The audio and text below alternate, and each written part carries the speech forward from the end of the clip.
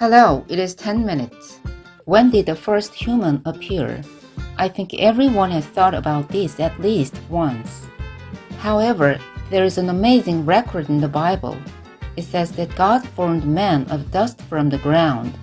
If we calculate this period, it appears to be around 6,000 years ago. People in the past took these words of the Bible literally and believed them.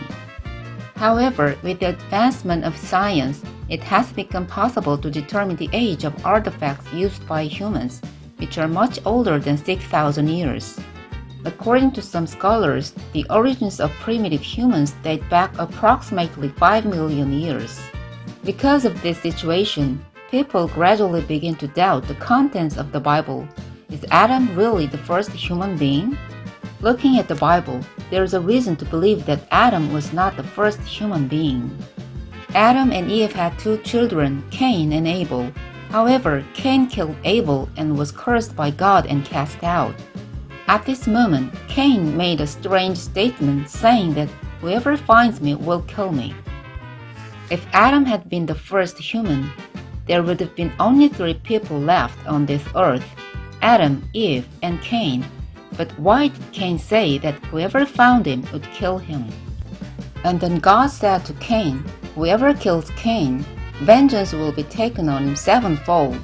And God acknowledged that there were people who would kill Cain. Afterwards, Cain met his wife in a region called Nod. Shouldn't there have been no other woman on earth besides Eve? Then, who was the woman that Cain met? Was it the case that Adam and Eve had already borne numerous children before Abel's death, and consequently, one of their offspring married Cain? No, that's not correct. Adam's third child was born after Cain was expelled. Through this, we can understand that there were people other than Adam's family whom God created on earth. Despite this, why do many people consider Adam to be the first human in human history? This is because of the word that God formed man of dust from the ground.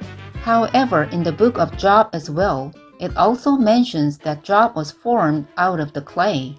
Then, did God create Job from the dust? No. Another passage says that Job came from his mother's womb. Even in Ecclesiastes, it also states that all came from the dust and all return to the dust. Through this, we can see that God figuratively spoke of the birth of man as if he were formed of dust from the ground. And Jesus also frequently used parables likening people and their hearts to soil or fields. However, many people misunderstand the Bible and make a significant mistake by interpreting Adam as the first human being. If then, why is Adam recorded as the first person in the Bible? Just as there are wicked people in the world depicted as beasts, in the time of Genesis, even though there were already many people, there was no one deemed truly human in the eyes of God. This is because people not knowing anything about the Creator God have each created gods according to their own hearts. Therefore, God did not regard them as true humans. In the midst of this, the first person to realize and believe in the existence of God emerges, and that person is none other than Adam. In the Bible, it is described as God forming man from the dust and breathing life into his nostrils. The term life in this scripture does not generally refer to breathing or air as commonly understood. Jesus says that his words are spirit and life. The life given to Adam is the very word of life that revives the spirit of man.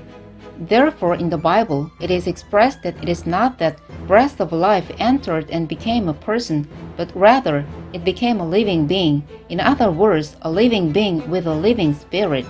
Like this, the book of Genesis, when taken literally, contains many elements that can be easily misunderstood. That is why it is most important to meet and learn from a shepherd who properly teaches the Bible. Many churches still teach Adam as the first person in humanity, causing a sense of conflict between science and faith. This has led many people to feel a discrepancy and ultimately abandon their faith. However, the Bible is not a non-scientific myth. While its interpretation may be challenging and open to misunderstanding, Understanding its true meaning does not deviate from modern science. Have you ever left a church in the past because you thought the Bible was unscientific while reading it?